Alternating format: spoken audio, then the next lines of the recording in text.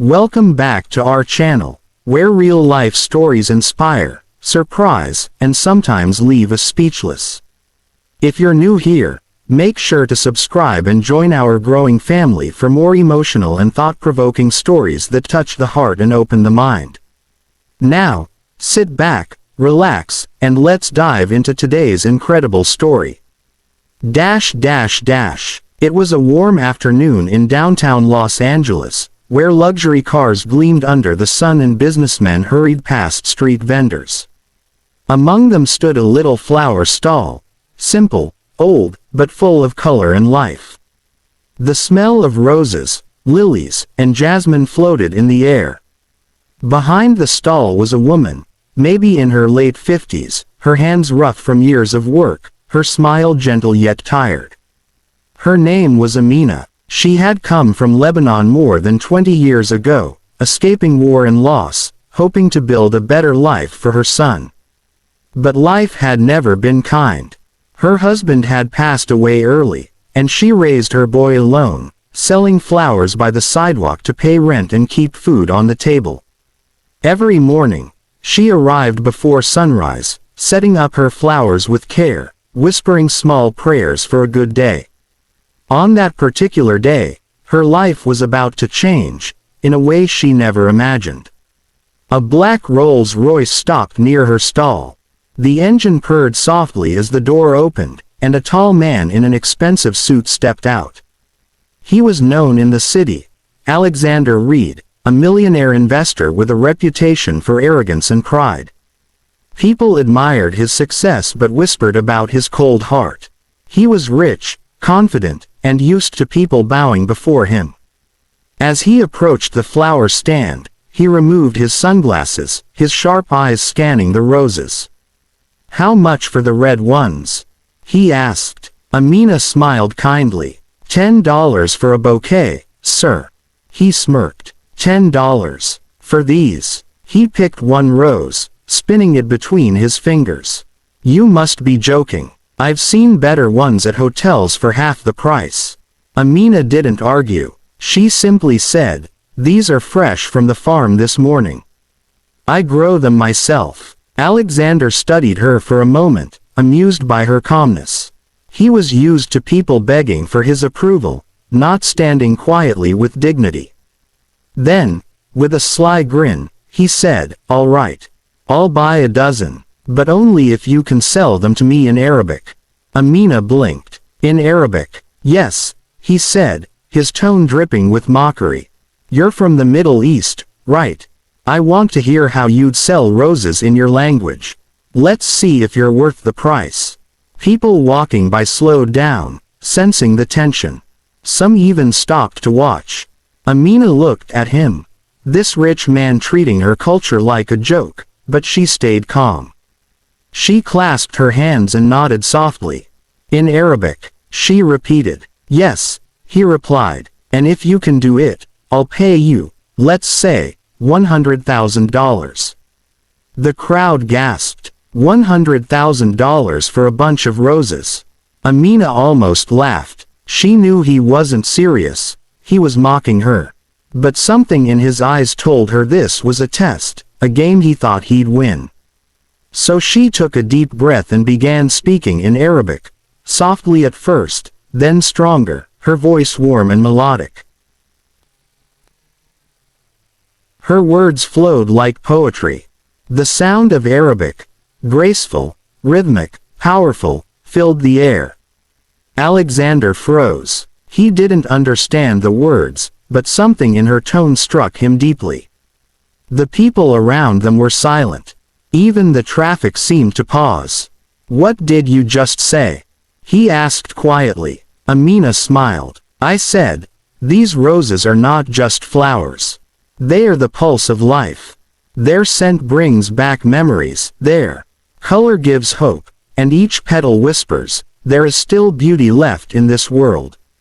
For the first time in years, Alexander didn't have a clever reply. He stood there, holding the rose she had handed him. His chest felt tight, his throat dry. That simple, heartfelt message, spoken in a language he didn't even understand, had touched something inside him that money never could. He stared at her again, and suddenly, the noise of his usual arrogance faded. He saw not a poor vendor, but a woman who had carried dignity through hardship, who had seen pain but still chose to spread beauty. He looked down, then reached for his wallet. "How much did I say I'd pay you?"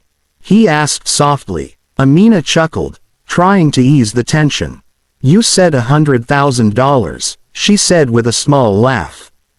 "But I know you were joking." Alexander didn't respond. He pulled out a checkbook from his jacket pocket.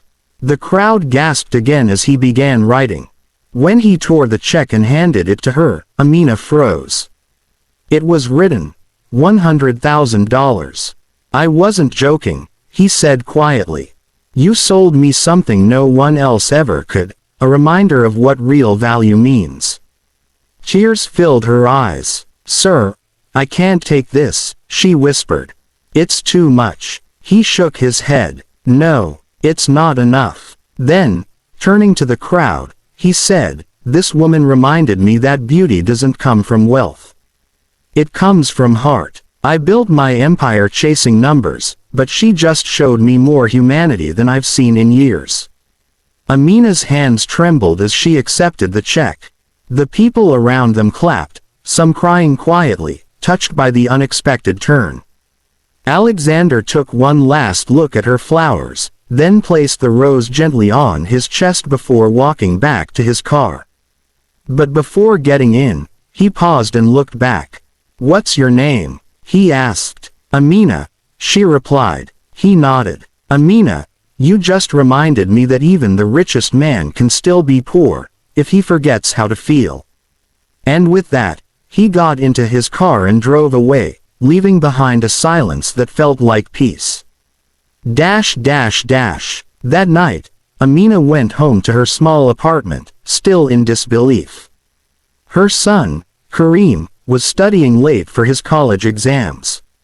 When she showed him the check, he thought it was a prank. "Mama, this can't be real," he exclaimed. But it was. Tears streamed down her face as she told him the story. Kareem hugged her tightly. For the first time in years, they didn't have to worry about rent, bills, or tomorrow. But something even greater happened. The next morning, when Amina opened her flower stall again, people started showing up, not just to buy flowers, but to meet her. The story had spread online overnight. Someone had recorded the whole thing, and the video had gone viral. Millions watched it, and thousands shared it with captions like, "Kindness still exists," and "Never underestimate the value of respect." News reporters came. TV hosts wanted to interview her. But through it all, Amina stayed humble. She still arranged her flowers every morning, still smiled at every customer. When she was asked why she kept working even after receiving such a fortune, she simply said, "Because these flowers are my heart. Money can't buy the feeling I get when someone smiles because of them." Meanwhile, Alexander Reed, the millionaire who once mocked her, was a changed man. That night after meeting Amina, he couldn't sleep. He sat in his massive home surrounded by expensive art, fine wine, and luxury furniture, but everything felt empty. He thought about her words. Each petal whispers, "There is still beauty left in this world." He realized how far he had drifted from simple humanity. He had been chasing numbers, deals, and trophies, forgetting what life was supposed to feel like. A week later, he visited her again, this time without his fancy car or designer suit. He wore simple clothes and carried a small basket of roses. Amina was surprised when she saw him. "Mr. Reed," she greeted. "You're back." He smiled. "Just Alex today. And these are for you." He handed her the roses. Not perfect ones, but ones he had picked himself from a local garden. "I wanted to learn what makes your flowers so special," he said. "And I realized it's not the color or the shape. It's the love behind them." Amina smiled warmly. Now you understand. They sat together that morning, sharing tea as the city buzzed around them. And for the first time, Alexander felt peace, the kind that money could never buy. Weeks turned into months. Amina used part of the money to expand her business. She opened a small flower shop with a sign above the door that read, "The Language of Roses." Beneath it, in smaller letters, it said in Arabic, "Love is not spoken in words, but shown in actions."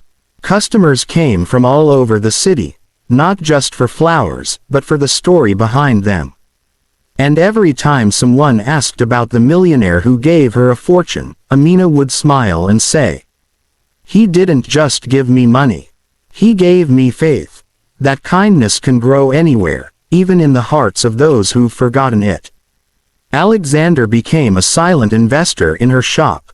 He didn't want publicity or credit. He just wanted to help her spread that message. And together, they started a foundation called Petals of Hope, providing small business grants to immigrant women starting over in a new country, just like Amina once did. Years later, when Amina retired, her son Karim took over the flower shop. He turned it into a thriving business, expanding it across the state. But the heart of the shop never changed. Each location still had the same quote in Arabic, still carried the same spirit his mother had.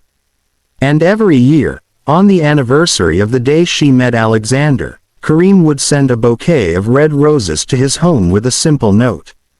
For reminding us that the most beautiful things in life cannot be bought. This story reminds us that dignity and kindness speak louder than wealth or status. True value doesn't come from the price tag, but from the heart behind it. You never know whose life you might touch with a simple act, a kind word, a sincere smile, or even a rose sold with love. So, the next time you meet someone who seems small in the world's eyes, remember Amina, the flower vendor who taught a millionaire the true meaning of wealth. Because sometimes, it only takes one moment, one gesture, or one language of the heart, to change everything. Thank you for watching. If you were moved by this story, make sure to like, share, and subscribe for more inspiring tales that remind us of the beauty in humanity. See you in the next video.